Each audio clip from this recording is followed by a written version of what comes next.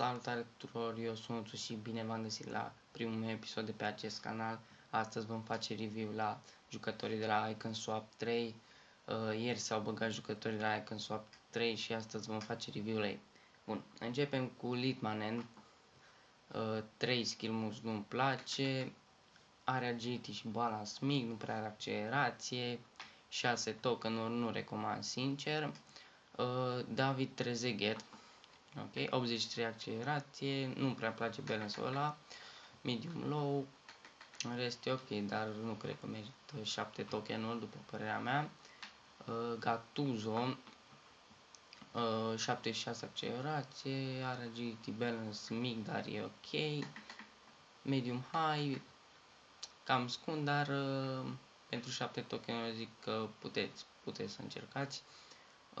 Laudrup, care mi se pare chiar ok, adică high, medium 4x4, are agility balance, composure 94, 86 finishing, da, merită asta de la IconSwap dacă nu aveți un CIM sau o bandă, 4231. Bun, Carles Puyol, 71 accelerația, aia nu-mi place pe defending și pe physical zeu, medium high, înălțime cam mică pentru acest Puyol. Nu recomand acest Puyol, n-are accelerație deloc. Și e și scund. Pentru 9 token zic că nu se merită. Mai bine faceți un Prime Icon Pack. Un Prime Icon Pack, nu știu, dacă vă simțiți norocos, puteți să încercați acest Prime Icon Pack. După părerea mea, eu zic că e cea mai veritabilă combinație este între Prime Icon și un jucător care va urma în cele din urmă.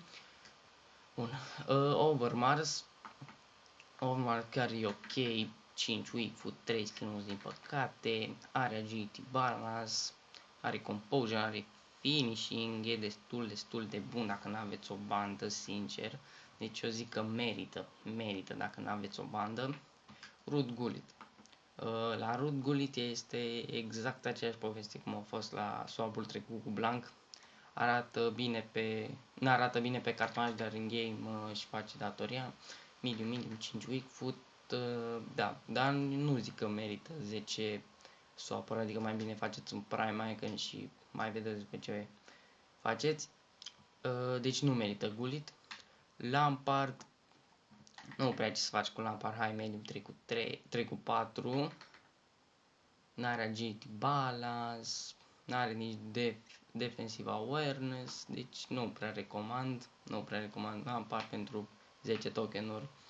Bun, Maldini, care mi se pare extraordinar, acest Maldini, medium high, 6-1 înălțime, 4 weak foot, nu prea are el agility și balance, dar în rest rupe.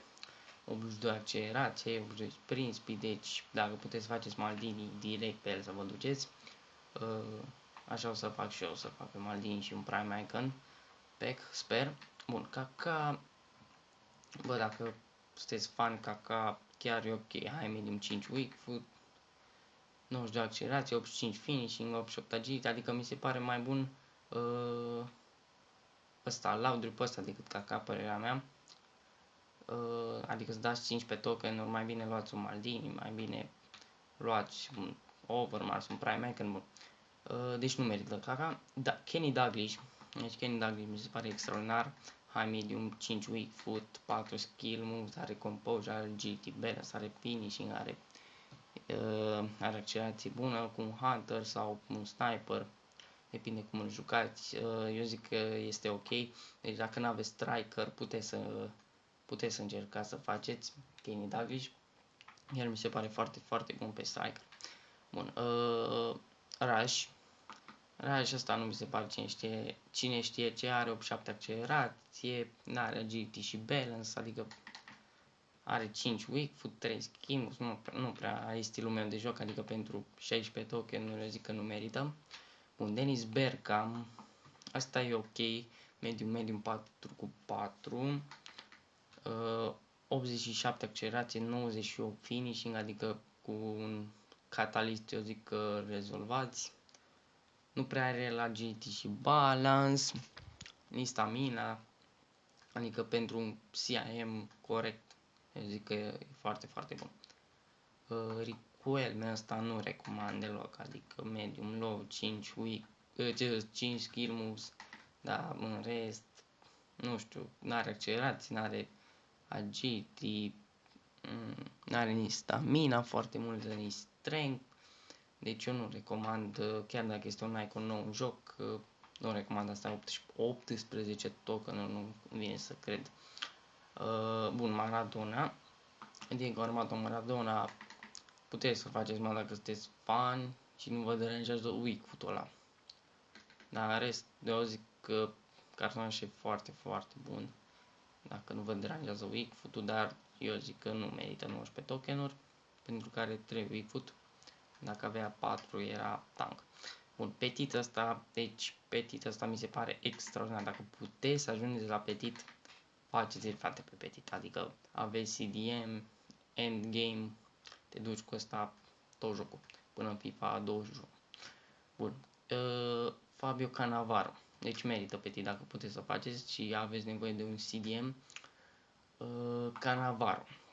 Bă, Cannavaro ăsta arată bine pe hârtie, nu știu cum e în game, adică are numai 5,9 înălțime, nu mi se pare foarte, foarte scund, foarte, foarte înalt, dar în rest arată perfect, frate. Deci în rest arată perfect, nu știu, eu zic că nu merită, după părerea mea, 20 de tokenuri.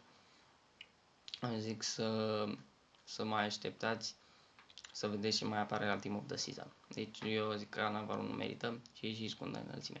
Bun, Carlos Alberto puteți să faceți numai dacă aveți echipă peste 5-6 milioane, părerea mea, adică high, medium, 4, weak-foot, este extraordinar dacă vreți să-l jucați pe RB și vă trebuie neapărat un RB, este chiar extraordinar. Deci merită dacă aveți cum să-l integrați, adică normal că aveți cum, dar dacă puteți să ajungeți până la 21 de tokenuri, chiar vă recomand. Bun, Garincea ăsta, Garincea ăsta, medium non 5 weak, 5 skill moves, 4 weak foot, are agility, balance, este perfect, e banda perfectă. Doar că nu prea place la el că nu prea are stamina ni strength, adică nu știu, pentru 21 de tokenuri mai bine ții un Maldini, părerea mea. Și eu zic că Messi Gold e peste Garincea asta Prime, dacă nu mă înșel. Deci eu zic că nu merită. Și Zidane ăsta nu merită niciodată, vă zic. Deci, statusul astea am minciuni. 5 skill 5 weak foot, nu știu, mie părerea mea nu-mi place deloc. Că Zidane nu prea arată bine, nu recomand, 200 de token, puteți să munciți la ele să vă sară capacele. Deci, recomandarea a mea ar fi să faceți de la swap Maldini. Maldini în primul rând, Maldini, și dacă vreți să faceți și un Prime Icon pack, așa. Bun, eu sper că v-am ajutat, eu am fost Nuțu și ne vedem data viitoare. Pa, pa!